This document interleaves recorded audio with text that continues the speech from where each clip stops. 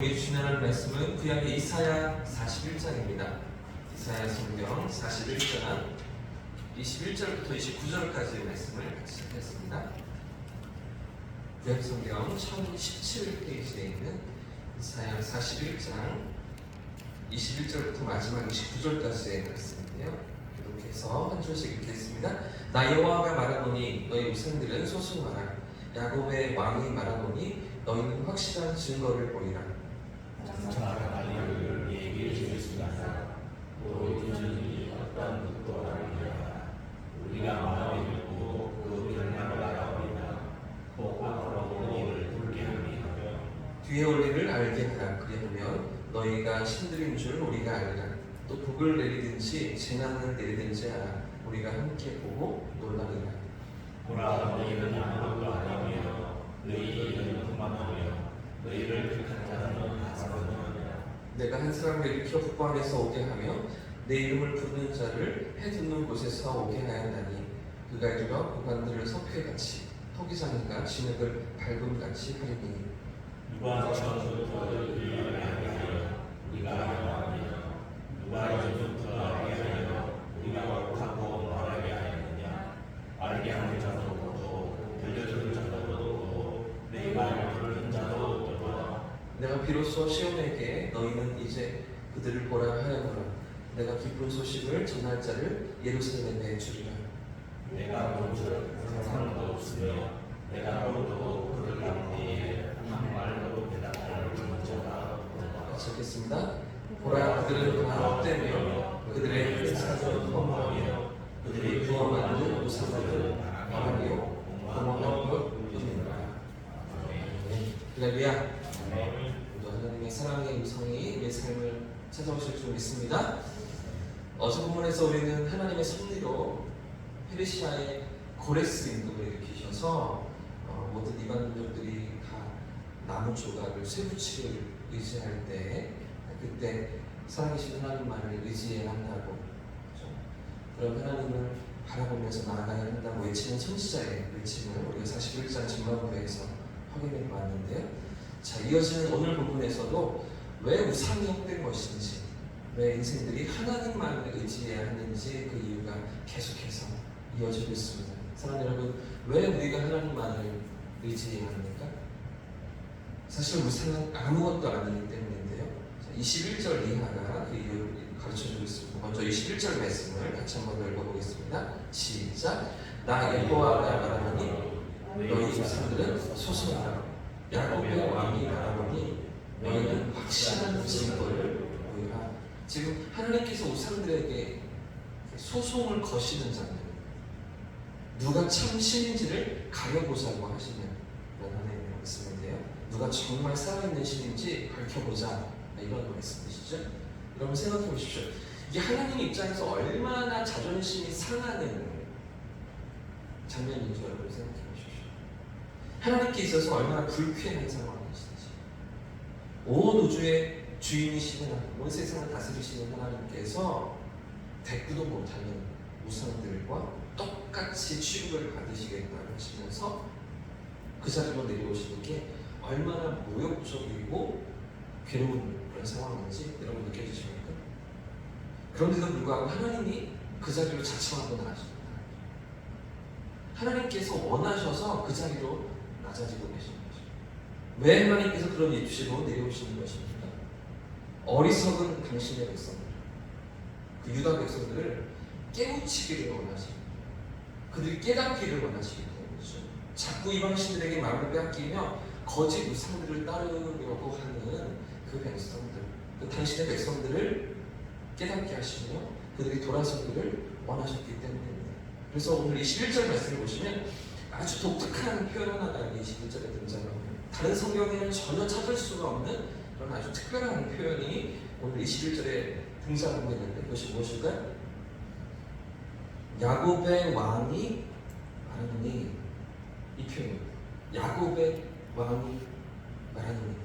다른 성경에는 전혀 등장하지 않는, 성경 신구약 어디에도 없는 그런 표현입니다. 사실 이런 표현은 다른 이방 민족들이 자기들의 수신을 가리킬 때 쓰던 단어였습니다. 예를 들면 암몬의 신 몰렉, 모압의 신 그모스 이렇게 할 때 쓰는 그 표현이거든요.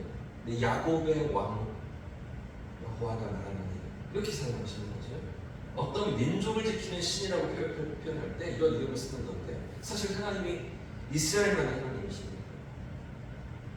유다 백성들을 만한 하나님이십니다. 온 세상의 주인이시잖아요. 근데 하나님께서 지금 야곱의 왕이 말하는 분 이렇게 표현하시면서 하나님이 자신을 드러내시고 계시는 것이죠. 그러니까 지금 하나님께서 야곱의 왕 여호와다 이렇게 말씀하시는 것은 어떤 의미일까요? 물론 이스라엘을 지키시는 분이 유다를 지키시는 분이 하나님 자신이심을 나타내기도 하는 것이지만 뿐만 아니라 그런 이방신들처럼 그 이방신들의 자리로 낮추시면서 자신을 낮추시면서 눈높이를 맞추시고 어리석은 유다 백성들을 향해서 다가오시는 거예요.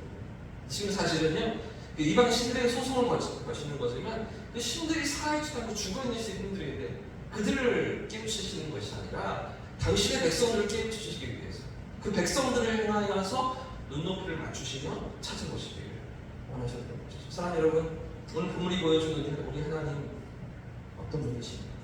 우리의 수준을 아시고 우리의 연약함을 아시면서 우리의 어리석음도 이해하시는 하나님이신 거죠. 그런데도 불구하고 이렇게 어리석고 수준이 낮은 우리에도 불구하고 포기치 않는 사랑으로 깨닫기를 원하시면서 다가오고 계시는 거죠. 자, 이런 하나님의 의지가 22절 이하에도 계속 이어지는데 22절과 23절도 같이 읽어보겠습니다. 시작! 장차 당할 일을 우리에게 진술하라. 또 이전 일이 어떠한 것도 알게 하라. 우리가 마음에 두고 그 결말을 알아보리라. 꼭 앞으로 올 일을 듣게 하며 뒤에 올 일을 알게 하라. 그리하면 너희가 신들인 줄 우리가 알리라. 또 복을 내리든지 재난을 내리든지 하라. 우리가 함께 보고 21절 마지막 부분에서 우상이 진짜라면 진짜 신이라면 확실한 증거를 보이라 이렇게 말씀하셨던 하나님께서 22절과 23절에서도 우상이 진짜 살아있는 니들이 진짜 살아있는 신이라면 장차 당할 일을 알게 하라. 또 뒤에 올 일을 알게 하라 이렇게 요구하시죠. 그러니까 무슨 이야기입니까? 증명해 보이라는 것입니다. 나타내 보이라는 것입니다. 마치 갈멜산 위에서 850명 바알과 아세라 선지자와 대결을 펼쳤던 엘리야처럼 지금 하나님 자신이 고소인으로 나서시면서 우상들의 거짓됨을 고발하고 계시는 것인데요. 자, 이런 가운데 24절에 내려지는 결판이 무엇입니까? 내려지는 판결이 무엇입니까? 24절도 같이 읽어보겠습니다. 시작! 보라, 너희는 아무것도 안 하며 너희 일은 허망하며 너희를 택한 자는 사소하라. 결국 우상은 무능하고 허탄한 존재라는 것이 들어오는 거죠. 결국 하나님만이 참신이시며 하나님만이 역사의 주관자이심을 하나님 본인이 증명하시고 드러내시는 거죠. 말도 못하고 능력도 없고 어떤 도움도 줄 수 없는 나무 조각에 불과한 쇠붙이에 불과한 그런 우상들이라는 것을 하나님 자신이 드러내시고 증명해 보이시는 것이죠. 자, 그리고 또 한 번 하나님께서 약속하신 하나님의 계획인데요. 자, 25절 이하에 이어지는 말씀입니다. 제가 읽겠습니다. 내가 한 사람을 일으켜 북방에서 오게 하며 어제 우리가 살펴봤던 41장 전반부에 있었던 내용과 똑같죠. 내가 한 사람을 이렇게 북방에서 오게 하며 내 이름을 부르는 자를 해 돕는 곳에서 오게 하느니 그가 이르러 고관들을 석회같이 토비산과 진흙같이 밝은같이 아니니 누가 처음부터 이 일을 알게 하여 우리가 알았느냐? 누가 이전부터 알게 하여 우리가 옳다고 말하게 하였느냐? 알게 하는 자도 없고 들려주는 자도 없고 너희 말을 듣는 자도 없도다.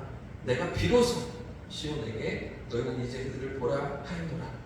내가 기쁜 소식을 전할 자를 어디에 주신다고요? 예루살렘에 주신다.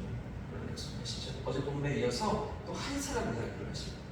북방에서 이렇게 여행 가는 한 사람인데 이 해돋는 곳에서 온다. 동방쪽, 동쪽에서 오고 북방에서 오는 그 한 사람. 그가 누구입니까? 페르시아의 고레스입니다. 바벨론을 무너뜨리고 하나님의 백성들을 약속의 땅으로 돌아갈 수 있도록 기회를 주는 하나님께서 사용하시는 이 고레스 인물에 대해서 하나님 약속하시는 것입니다. 자, 25절을 다시 보시면 그 고레스가 고관들을 석회같이 그러니까 이 바벨론의 신하들을 진흙같이 짓밟을 것이다 이렇게 말씀하시고요. 자, 그런데 여러분 생각해 보십시오. 이 하나님의 약속이요. 이 이사야 선지자를 통해서 주셨던 하나님의 약속이 언제 이루어진다고요? 무려 150년 200년이 지난 이후에 이루어지는 역사인 것이잖아요. 지금 주전 700년 이 말씀이 선지자를 통해서 주어지고 있는데 586년이 되어서야 이 나라가 망하게 되고요. 537년에 이르러서 그제서야 포로기에서 돌아오기 때문에 적어도 160년, 200년 가까운 그런 시간들을 지나고 나서야 이 약속이 성취되어지는데, 그런데 왜 이렇게 오랜 후에 일어난 일들 하나님 계속해서 말씀하십니까? 그들이 포로로 끌려가는 것도 미래의 일이고 장차일이고 또 70년의 포로 생활이 지나야 돌아오게 하는데, 그런 가운데 일으키시는 그레이스 믿음에 대한 그런 상황들인데, 근데 왜 하나님은 그 너머에 있는 멀리 있는 것들을 왜 자꾸만 말씀하십니까?